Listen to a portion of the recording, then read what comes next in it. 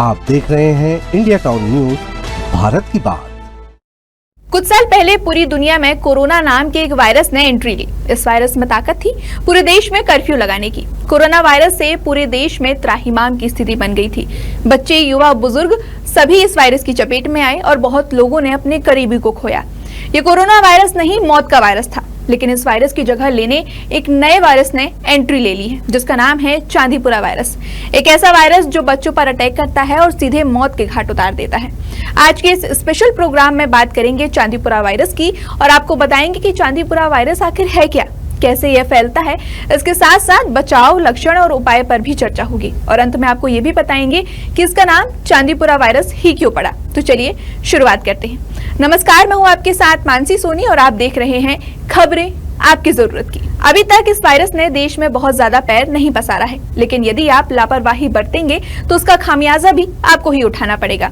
अभी तक गुजरात, मध्य प्रदेश, राजस्थान और महाराष्ट्र, ये 4 राज्य इस वायरस की चपेट में हैं। गुजरात के अलग अलग इलाकों में चांदीपुरा वायरस से संक्रमण का खतरा बढ़ता जा रहा है।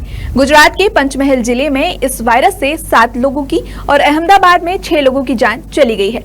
अब ये वायरस कैसे और किन वजहों से फैलता है, चलिए वो जान लेते हैं।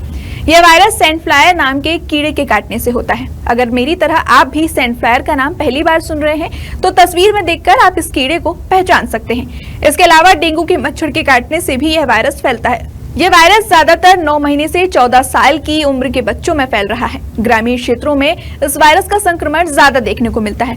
तेजी से फैल रहे इस वायरस के क्या कुछ लक्षण हैं, चलिए वो जान लेते हैं। लक्षण की बात करें तो बच्चों में एकदम से तेज बुखार आना, सिर दर्द होना, दिमाग में सूजन आने की वजह से कंफ्यूज्ड रहना, इसके साथ ही उल्टी, दस्त होना भी इसके लक्षण हैं। और जब यह वायरस ज्यादा पकड़ लेता है तो इंसान के कोमा में जाने के चांसेस भी रहते हैं, जो मौत का कारण बन सकते हैं। इलाज से ज्यादा इसका बचाव जरूरी है।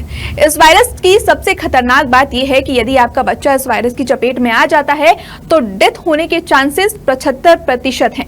अभी तक इस वायरस की चपेट में आकर 15 लोगों की मौत हो चुकी है और ये आंकड़े आज तक की डेट के हैं। इलाज से ज्यादा बचाव जरूरी है, इसलिए अब चर्चा बचाव पर करते हैं। इस वायरस से बचाव के लिए आपको यह ध्यान में रखना होगा कि कहीं भी गंदा पानी इकट्ठा ना हो, क्योंकि पानी इकट्ठा होगा तो उससे मच्छर पैदा होंगे और यह वायरस मच्छरों के काटने से ही होता है। इसके अलावा फुल स्लीव्स के कपड़े बच्चों को पहनाएं। सोते वक्त मच्छरदानी या ऑल आउट का उपयोग करें। मतलब आप ये समझकर चलिए कि आपको मच्छरों को अपने पास भटकने भी नहीं देना है। देश में एक के बाद एक नए वायरस की एंट्री हो रही है। पहले कोरोना वायरस के कारण लोग दहशत में थे और अब ये चांदीपुरा वायरस आ गया है। इस चांदीपुरा वायरस को मिस्ट्री वायरस के नाम से भी जाना जाता है। जाते जाते आपको ये बता देती हूँ कि इस वायरस का नाम चांदीपुरा ही क्यों पड़ा।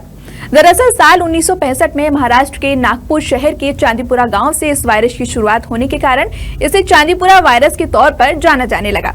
अब यह वायरस गुजरात के कई जिलों तक पहुंच गया है। जिन 4 राज्यों में यह वायरस तेजी से फैल रहा है, वहां के लोगों को सावधानी बरतने और सतर्क रहने की बहुत जरूरत है। और अगर आप उस राज्य में नहीं है तो चिंता करने की जरूरत नहीं है, लेकिन फिर भी सावधान रहिए और सतर्क रहिए, क्योंकि मानसून के इस दौरान में डायरिया, मलेरिया और डेंगू जैसे बहुत से केसेस बढ़ने लगते हैं। चांदीपुरा वायरस को लेकर सरकार भी लोगों को सावधानी बरतने की अपील कर रहे हैं। फिलहाल आज के लिए इतना ही।